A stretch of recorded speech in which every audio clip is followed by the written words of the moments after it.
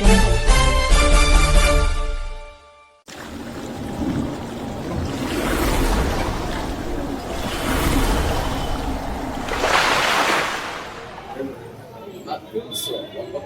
ಹೇಳಿ ಕೆಲವೊಂದು ಪ್ರಮಾಣ ಪತ್ರಗಳನ್ನ ಮಾಡಿಸ್ಕೊಂಡಿದ್ದಾರೆ.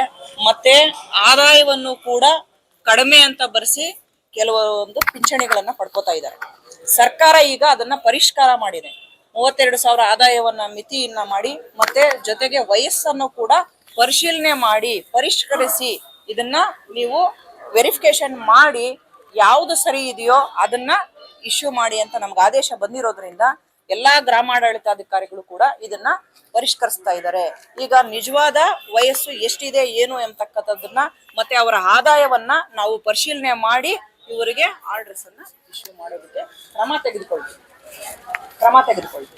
ಜೊತೆಗೆ ಮಹಾನಾಯಕ ಯುವಶಕ್ತಿ ಸಂಘದ ವತಿಯಿಂದ ಇವರು ಏನು ಮನವಿಯನ್ನು ಕೊಟ್ಟಿದ್ದಾರೆ ನಾವು ಅದನ್ನು ಕೂಡ ಜಿಲ್ಲಾಧಿಕಾರಿಗಳಿಗೆ ಕಳಿಸ್ಕೊಡ್ತೀವಿ. ಜೈ ಜೈ ಜೈ ಜೈ ಜೈ ಭೀಮ್, ಜೈ ಜೈ ಜೈ ಜೈ ಜೈ ಭೀಮ್. ಸರ್ಕಾರ ಅಂತೆ ಸರ್ಕಾರ, ಕಾನೂನಂತೆ ಕಾನೂನು, ಸರ್ಕಾರ ಅಂತೆ ಸರ್ಕಾರ, ಕಾನೂನಂತೆ ಕಾನೂನು, ಬೇಕೇ ಬೇಕು, ಬೇಕೇ ಬೇಕು. ಮಹಾನಾಯಕ ಯುವಶಕ್ತಿ ಸಂಘ ಹೋರಾಟಕ್ಕೆ ಏನು ಜೈ ಭೀಮ್.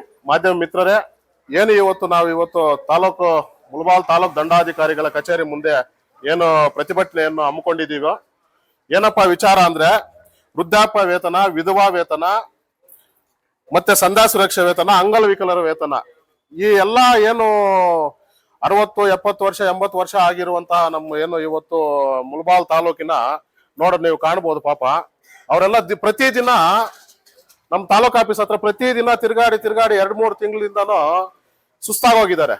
ಏನಿವತ್ತ ಒಂದು ಏನು ತಿಂಗಳಿಗೆ 1,800, 1,200 ಈ ರೀತಿ ಏನು ವೇತನ ಬರ್ತಾ ಇತ್ತು, ಅದ್ರಲ್ಲಿ ಅಟ್ಲೀಸ್ಟ್ ಏನೋ ಒಂದು ಅವ್ರಿಗೆ ತಿಂಗಳಿಗೆ ಆಗೋಷ್ಟು ಏನೋ ಒಂದು ಮೆಡಿಸಿನ್, ಇಲ್ಲ ಅಂದ್ರೆ ಅವರು ಒಂದು ಖರ್ಚು ವೆಚ್ಚಗಳಿಗೆ ಯಾವ್ದೋ ಒಂದು ಹಾಸ್ಪಿಟಲ್ಗೆ ಹೋಗೋದಕ್ಕೆ ಒಂದು ಆಟೋ ಚಾರ್ಜ್ ಈ ರೀತಿ ಅವರು ಇಟ್ಕೊಂಡು ಅದ್ರ ಮೇಲೆ ನಂಬಿಕೆ ಇಟ್ಕೊಂಡು ಜೀವನ ಮಾಡ್ತಾ ಅಂತವ್ರು. ಇವತ್ತು ಅವ್ರಿಗೆ ಏನಾಗೋಗಿದೆ ಅದಪ್ಪ ಅಂದ್ರೆ ಈ ಸರ್ಕಾರ ಮಾಡ್ತಾ ಇರೋ ಒಂದು ನಿಯಮಗಳಿಗೆ ಪ್ರತಿದಿನ ತಾಲೂಕ್ ಕಚೇರಿ ಸುತ್ತಾಡುವಂತಹ ಪರಿಸ್ಥಿತಿಯನ್ನ ಉಂಟು ಮಾಡಿದೆ. ಇವತ್ತು ಅವ್ರು ಯಾರ ಹತ್ರ ಹೋಗಿ ನ್ಯಾಯ ಕೇಳಬೇಕು? ಪ್ರತಿದಿನ ಬರೋದು ಕ್ಯೂ ನೋಡಿರ್ತೀರ, ನೀವು ಗಮನಿಸಿರ್ತೀರಾ. ಏನಲ್ಲಿ ಅವರು ನಮ್ ಪೆನ್ಷನ್ ಬರ್ತಾ ಇಲ್ಲ, ನಮ್ಗೆ ಅಮೌಂಟ್ ದುಡ್ಡು ಬರ್ತಾ ಇಲ್ಲ ಅಂತ ಹೇಳ್ಬಿಟ್ಟು ಅವ್ರು ಏನು ಆಧಾರ್ ಕಾರ್ಡ್, ಬ್ಯಾಂಕ್ ಬುಕ್, ಇನ್ನೊಂದು ಆಳು ಮುಳು ಇನ್ಕಮ್ ನೋಡಿ 3-4 ತಿಂಗಳಿಂದ ಬರ್ತಾ ಇಲ್ಲ. ಅವ್ರದ್ದು ಏನಾಗೋಗಿದೆ, ಸರ್ಕಾರ 32,000 ರೂಪಾಯಿ ಇನ್ಕಮ್ ಮಾಡಿ, 32,000 ಇನ್ಕಮ್ ಇದ್ರೆ ಮಾತ್ರ ಅಂತ. 32,000 ರೂಪಾಯಿ ಈ ಕಾಲದಲ್ಲಿ 32,000 ರೂಪಾಯಿ ಇನ್ಕಮ್ ಯಾರ್ದಿರುತ್ತೆ? ಸರ್ಕಾರನೇ ಅವ್ರಿಗೆ 1 ಲಕ್ಷ ರೂಪಾಯಿ ಇನ್ಕಮ್ ಕೊಟ್ಟಿದೆ. ಏನೋ ಬಡ ಕುಟುಂಬದವ್ರಿಗೆ 1,90,000 ರೂಪಾಯಿ ಈ ರೀತಿ ಇನ್ಕಮ್ ಅನ್ನು ಕೊಟ್ಟಿದೆ. ಇವಾಗ ಏಕದಮ್ 32,000 ಇರುವವರೆಗೆ ಬರೋದಂದ್ರೆ ಈ ಪಾಪ ಈ ಮುದುಕಿರೆಲ್ಲ ಎಲ್ಲಿ ಹೋಗುದು? ಯಾರನ್ನ ಕ್ವಶನ್ ಮಾಡ್ಬೇಕು? ಅದಕ್ಕೆ ನಾವು ಇವತ್ತು ಸರ್ಕಾರಕ್ಕೆ ಪ್ರಶ್ನೆ ಮಾಡ್ತಾ ಇದೀವಿ. ಏನು ಇವತ್ತು ನಮ್ಮ ಮಹಾನಾಯಕ ಯುವಶಕ್ತಿ ಸಂಘದ ವತಿಯಿಂದ ಏನು 1 ಲಕ್ಷದವರೆಗೂ ಇನ್ಕಮ್ ಇರುವವರೆಗೂ ಸಹ ನೀವು ಪಿಂಚಣಿಯನ್ನು ಕೊಡಬೇಕು. ಅವರ ಒಂದು ತಿಂಗಳ ಒಂದು ಏನು ಅವರು ವೈದ್ಯಕೀಯವಾಗಿ ಏನು ಒಂದು ಮಾತ್ರೆ ಆಗ್ಬೋದು, ಇನ್ನೊಂದು ಅವ್ರ ಸಣ್ಣ ಪುಟ್ಟ ಖರ್ಚುಗಳಾಗ್ಬೋದು, ಈ ರೀತಿ ಆಗೋದಕ್ಕೆ ಪ್ರತಿಯೊಂದು ತಿಂಗಳು ಅದ್ರ ಮೇಲೆ ಆಧಾರ ಬಿದ್ದಿರ್ತಾರೆ. ಯಾಕಂದ್ರೆ ಇವತ್ತು ಎತ್ತು ಮಕ್ಕಳು ಯಾರು ಊಟ ಕೂಡ ಸರಿಯಾಗಿ ಆಗ್ತಾ ಇರಲ್ಲ ಪಾಪ ಕೆಲವು ಮುದುಕಿರಿಗೆ. ಅದ್ರಲ್ಲೇ ಜೀವನ ಮಾಡ್ಕೊಂಡು ಬರ್ತಾ ಇರೋವರೆಗೆ ಈ ರೀತಿ ತೊಂದರೆ ಆಗಿದೆ. ದಯವಿಟ್ಟು ಸರ್ಕಾರ ಇದನ್ನ ಎಚ್ಚೆತ್ತುಕೊಂಡು ಅವ್ರಿಗೆ ನ್ಯಾಯಯುತವಾಗಿ 1 ಲಕ್ಷ ಇನ್ಕಮ್ ಇರುವವರು ಕೂಡ ಅವ್ರಿಗೆ ವಿಧವಾ ವೇತನ, ಪಿಂಚಣಿ ಏನು 62 ಸಂಧ್ಯಾ ಸುರಕ್ಷಾ ವೇತನ, ಅಂಗವಿಕಲರು ಇವ್ರದ್ದೆಲ್ಲಾನು ನೀಡಬೇಕಾಗಿ ಇವತ್ತು ಸರ್ಕಾರಕ್ಕೆ ನಾವು ಒತ್ತಾಯ ಮಾಡ್ತಾ ಇದೀವಿ. ಜೈ ಭೀಮ್, ಜೈ Hind. April, May, June, July 4 ತಿಂಗಳದ್ದು ಸಂಧ್ಯಾ ಸುರಕ್ಷಾ ಒಂದು ಬಿಡಿ ಕಾಸು ಬಂದಿಲ್ಲ. ಕೇಳಿದ್ರೆ ಪ್ರಾಪರ್ ಏನಕ್ಕೆ ನಿಂತಿದೆ ಅನ್ನೋದನ್ನ ಸರಿಯಾದ ರೀತಿ ತಿಳಿಸೋರೇ ಇಲ್ಲ. 23,000 32,000 ಇನ್ಕಮ್ ತಗೊಂಡ್ ಬಾ ಅಂತಾರೆ. BPL ಕಾರ್ಡ್ ಇದ್ರೆ ಸಾಲದ, ಇದು ಬೇರೆ ಮತ್ತೆ ನಾವು ಓಡಾಡ್ಬೇಕಾ? ಇದಕ್ಕೋಸ್ಕರ ಅಳ್ದು ಸುಸ್ತಾಗೋಗಿದೆ. ನನಗೆ ಕಿವಿ ಕೇಳಿಸೋದಿಲ್ಲ, ನಿಜ ಇದು. ಕಣ್ಣು ಮಂಪರು, ಎಲ್ಲಿಂತ ಓಡಾಡ್ಲಿ ಏನಂತ ಸರಿಯಾದ ಒಂದು ಇದೇ ಇಲ್ಲ. ಯಾವ್ದು ರೆಕಾರ್ಡು ಏನಕ್ಕೆ ನಿಂತಿದೆ ಅನ್ನೋದು ಪ್ರಾಪರ್ ಗೈಡ್ಲೈನ್ಸೇ ಇಲ್ಲ ಸರ್ಕಾರದಿಂದ. ಒಂದೊಂದ್ ದಿನ ಒಂದೊಂದು ಹೇಳ್ತಾ ಇದ್ರೆ ನಮ್ಮ ಪಾಠ ಏನಾಗ್ಬೇಕು? 1200 ಬೇರೆ ಬೇರೆ ರಾಜ್ಯಗಳಲ್ಲಿ ತುಂಬಾ ಮಾಡಿದ್ದಾರೆ. ಇವ್ರು ಕೊಡೋದು ಇವ್ರು ಜಾಸ್ತಿ ಅಂತೂ ಮಾಡ್ಲಿಲ್ಲ. ಕೊಡೋದನ್ನಾದ್ರೂ ನ್ಯಾಯವಾಗಿ ಕೊಟ್ರೆ ತಾನೆ. ಪಿಂಚಿನ್ ಬರ್ತಾ ಇತ್ತಲ್ಲ ನಿಮ್ಗೆ, ಹಾ, ಪಿಂಚಿನ್ ಬರ್ತಾ ಇತ್ತಲ್ಲ, ಏನ್ ಮಾಡ್ತಾ ಇದ್ರಿ ನೀವು? ನಾವು ಮೆಡಿಸನ್ಸು ಇದು ಏನ್ 1200 ಏನಕ್ಕೂ ಸಾಲವಲ್ಲ.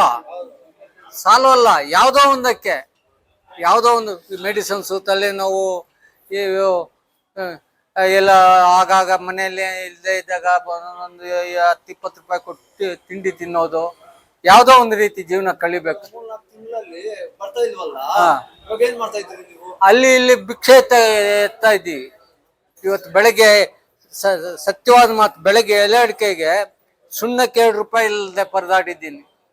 ಇವ ಕೆಲವೆಲ್ಲ ಹೇಳಕ್ಕಾಗೋದಿಲ್ಲ. ಆ ಬಸ್ ಸ್ಟ್ಯಾಂಡ್ ಅಲ್ಲಿ ಪಾಪ ಅಮ್ಮ ಯಾರು ಕರೆದು ಈ ಎಲೆ ಅಡಿಕೆ ಕೊಟ್ರು. ನಮ್ದು ಮುಳಬಾಗಿಲು ಟೌನ್, ಗಣೇಶ್ ಪಾಳ್ಯ. ಸರ್ಕಾರಕ್ಕೆ ಏನ್ ಹೇಳಕ್ ಇಷ್ಟಪಡ್ತೀರಾ?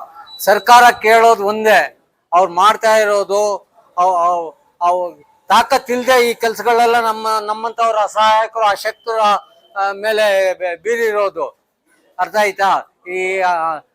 ನಮ್ಗೆ ಈ ಪದಾರ್ಥ ಕೊಡಬಾರ್ದಾಗಿತ್ತು. ಅವ್ರಿಗೆ ತಾಕತ್ತಿಲ್ಲ, ಸುಮ್ನೆ ಹೇಳ್ತಾರೆ ಕೊಡು.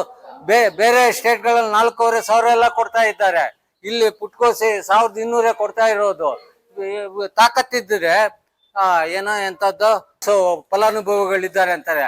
ಅದನ್ನ ಹಿಡಿಯೋದಕ್ಕೆ ಸರ್ಕಾರದ ಕೈಯಲ್ಲಿ ಆಗೋದಿಲ್ವಾ? ಅಸಲಿ ಅವ್ರಿಗೆ ನಮ್ಗೆ ಈ ಸರ್ಕಸ್ ಶಿಕ್ಷೆ ಕೊಡ್ಬೇಕಾ?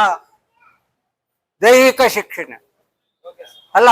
ಅಸಲಿನವರು ಯಾರೋ ಯಾರೋ ಟ್ರೇಸ್ ಔಟ್ ಮಾಡೋದಕ್ಕೆ ಸರ್ಕಾರಕ್ಕೆ ತಾಕತ್ತಿಲ್ದೆ ಇಂಥ ನಮ್ಮಂತವ್ರಿಗೆ ಈ ಕೆಲಸನ ಕೊಡೋದು. ಸೇರಿದಂತ ನಮ್ಮ ಹಿರಿಯರು ಮತ್ತು ಯುವನಾಯಕ ಮಹಾನಾಯಕ ಯುವ ಶಕ್ತಿ ಸಂಘ ಹಾಗೂ ಕಟ್ಟಡ ನಿರ್ಮಾಣ ಕಾರ್ಮಿಕರ ಸಂಘದ ಸಹಬಾಳ್ವತ್ವದಲ್ಲಿ ಇವತ್ತು ನಮ್ಮ ಹಮ್ಮಿಕೊಂಡಿರುವಂಥ ಕಾರ್ಯಕ್ರಮ ಪಿಂಚಣಿ ಬಗ್ಗೆ. ಈ ಪಿಂಚಣಿ ಅನ್ನೋದು ಸುಮಾರು ವರ್ಷಗಳಿಂದ ಬರ್ತಾ ಇದೆ. ಆದರೆ ಇದುವರೆಗೂ ಯಾರೂ ಆದಾಯ ಪ್ರಮಾಣ ಪತ್ರ ಕೊಡಬೇಕು ಅಂತ ಯಾರೂ ಕೇಳಿಲ್ಲ, ಯಾವುದೇ ಸರ್ಕಾರ ಆಗಿರ್ಬೋದು.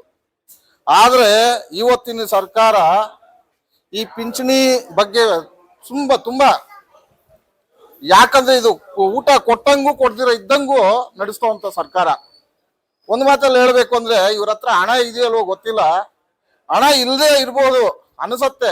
ಅದಕ್ಕೋಸ್ಕರನೇ ಇವರು ನಮ್ಮ ಹತ್ರ ಹಣ ಇಲ್ಲ ಅನ್ನೋ ಬೇಡಿಕೆಗೆ ಈ ಒಂದು ನಿಯಮಗಳನ್ನ ಸೃಷ್ಟಿ ಮಾಡ್ತಿದ್ದಾರೆ ಅನ್ನೋ ಒಂದು ಅಭಿಪ್ರಾಯ ನಿಜವಾಗಿಯೂ ಇರ್ಬೋದು ಅನ್ಸತ್ತೆ.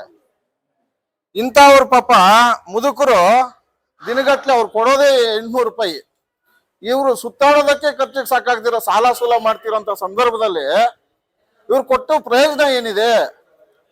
ನಾವು ಸುಮಾರು ಸತಿ ಕೇಳಿದೀವಿ ಜಾಸ್ತಿ ಮಾಡಿ ಅವ್ರಿಗೆ ಅಂತ, ಆದ್ರೆ ಅವ್ರು ಜಾಸ್ತಿ ಅಂತೂ ಮಾಡ್ತಾ ಇಲ್ಲ. ಇರೋದನ್ನೂ ಕಿತ್ಕೊಳ್ಳೋಂಥ ಪರಿಸ್ಥಿತಿ ಆಗಿದೆ.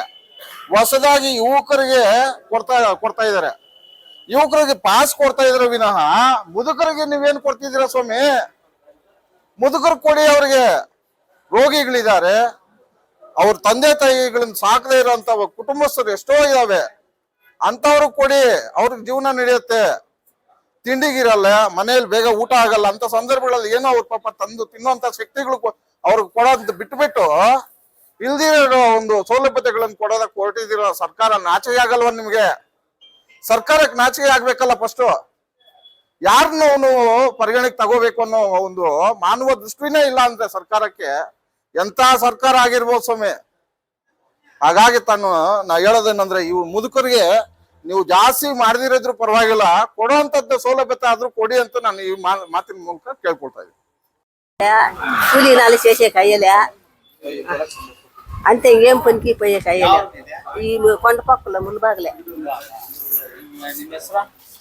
మా యజమాని లేదు కూర్చో. నా పేరు లక్ష్మమ్మ. 800 వస్తా ఉండే. లేదు వస్తా ఉండలేదు. పిలిచిందా?